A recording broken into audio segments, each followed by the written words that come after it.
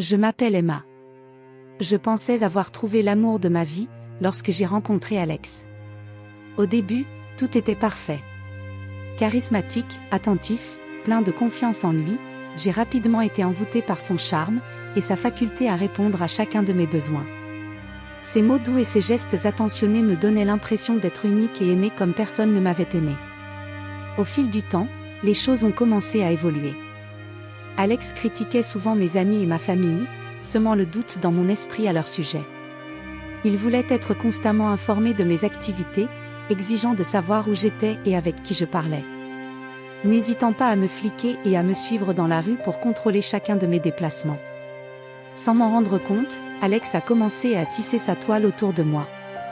Il utilisait des tactiques subtiles pour me contrôler émotionnellement, me culpabilisant lorsque je ne répondais pas à ses attentes.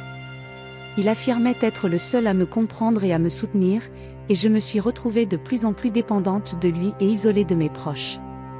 Un jour, j'ai découvert un message sans équivoque d'une femme qui confirmait son infidélité. Quand je l'ai confronté, il a nié en bloc et a retourné la situation contre moi, me faisant croire que j'étais folle et paranoïaque. C'est à partir de ce moment-là que j'ai réalisé que quelque chose n'allait pas. Avec le temps, j'ai finalement ouvert les yeux sur la véritable nature d'Alex.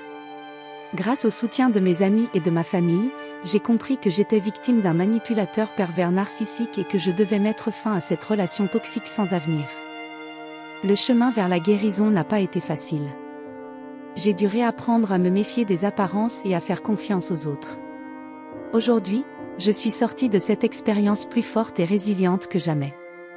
Je veux partager mon histoire pour dire à tous ceux ou celles victimes de manipulations perverses narcissiques qu'il est possible de se relever et de se reconstruire après avoir survécu à une telle situation.